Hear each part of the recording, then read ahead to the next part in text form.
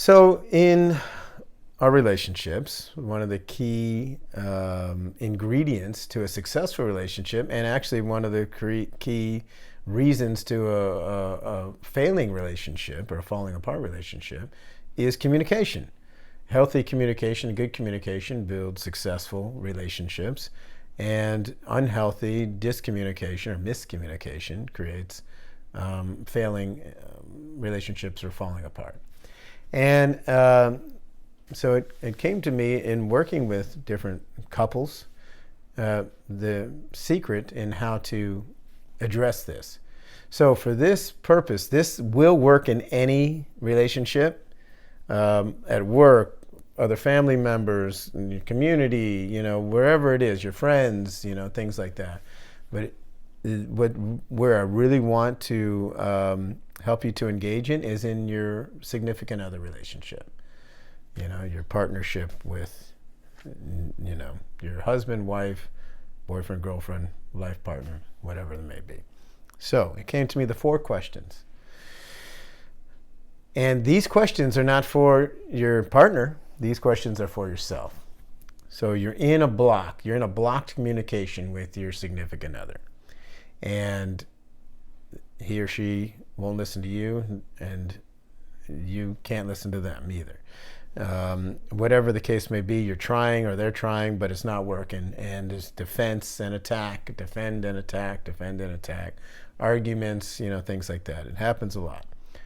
So these 4 questions you can ask yourself so that we can reshape the landscape of our minds so we can go about it in a different way. Because as the old adage says, if nothing changes, nothing changes. We need to make a change. And if we're expecting the other person to change and we get to stay the same, that's unreasonable and untenable. It's just not going to happen. And by the way, as Gandhi says, be the change you wish to see in the world. If you start to do this yourself and your partner is really connected with you, they will do it as well. I mean, that's how this thing works, is once one person, makes the shift to grow and change, the other person will too. If they don't, then it's pretty obvious that your relationship is not really going to work anyways, because only one person's working at it. So let us begin with us making the work, the shift, and then, they'll come along or they won't, but we will intuitively know what to do if they don't. Okay. So the 4 questions to ask yourself to unblock any communication challenge that you're having with your partner, significant other. First question is what? What is keeping me from responding at this moment with presence and openness? So the person is trying to get their point across to me or ask me something or, have me listen to hear them. And my first question for me has to be, is there something? What is there that's keeping me from responding to them back in this moment in the sense of presence and openness? Now remember, I'm not saying with just, la-di-da, I'm happy and support. No, I might be angry and frustrated and scared and upset myself. However, when I'm present with who I am, which is honest, and openness with how I am, which is, trusting, well, then I can say what I mean what I say, and don't say it mean. So the first question is, what is blocking me from doing that? And different blocks that can block us from being present and open is our own discontentedness with ourselves, our own attachments to whatever our expectations are that we want and need from this other person, or that we expect them to know or not know, or whatever the case may be.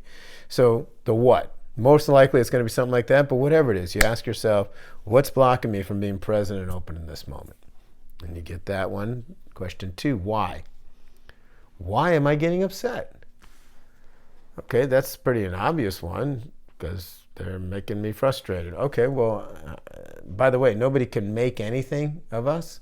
We always choose to respond in that way. However, obviously we're triggered or stimulated or, by that. So that's why we say you're making me upset.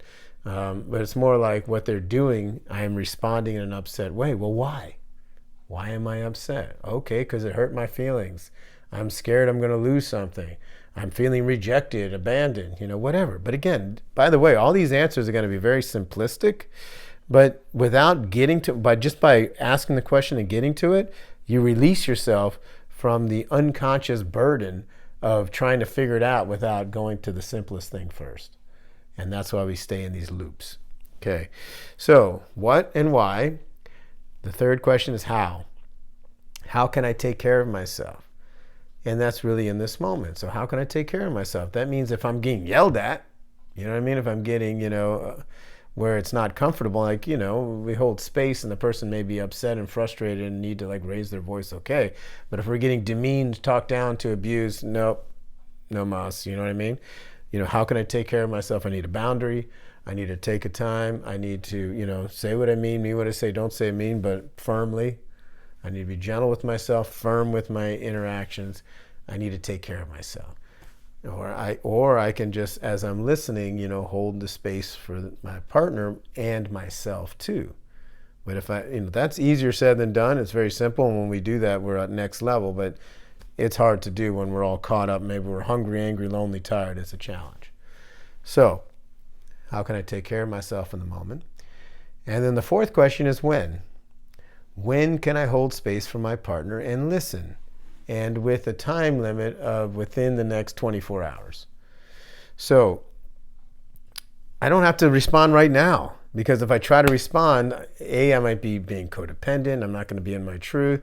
B, might be, again, dishonest and just try to appease the person to make them feel better so they get off my back, whatever the case may be. But that keeps the loop going. Trust me, I promise you that, and you probably already know that. That'll keep the loop going on and on and on. So when can I do it? Well, I can't right now. Okay, so then when? I offer them, give me 20 minutes. Give me an hour. Like I said, on the off chance that it's just horrible, I need 24 hours and I'll get back with you. If I need more than that, I might as well move out or start the proceedings on the, the breakup, the divorce. And not to be glib about it or to be extreme either, but if I can't respond to my significant other, my partner, within 1 day's notice, obviously it's that serious, or it might be when we're in front of our therapist, whatever the case may be. But there has to be a response, because if there's not, then there is no connection. There's no engagement. There's no true bond. However, I don't have to respond immediately just because at the whim. So that's why I say, there has to be something, but let me give it to where I can. So generally it's going to be, give me 20 minutes or an hour, and then, I get myself settled and I come back in. It might be 5 minutes, whatever the case may be, but I don't have to immediately respond, because in my immediate response, now I've got this engagement of, attack, defend, and things like that. So the 4 questions that will unblock communication challenges are what, why, how, and when. What is keeping me from responding at this moment with presence and openness? Why am I getting upset in this moment? How can I take care of myself in this moment? And when can I hold space for my partner and listen in a future moment? If I do that with myself, and I'm really, on that, I'm really on schedule with that, and ask myself those questions and answer them honestly, it'll open it right up, and I'll be able to share what I need to share with them, or hold the space for them. And then, by the way, then it's my turn, you know what I mean? And then they do the same, because generally that's what we need. It's a two-way street.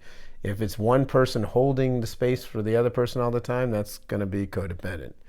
If it's one person needing the space from the other all the time, that's going to be some kind of narcissistic or, dependency. Because that person that needs to open up and be of service the other side too. And the person that's always giving needs to receive. So there's a balance.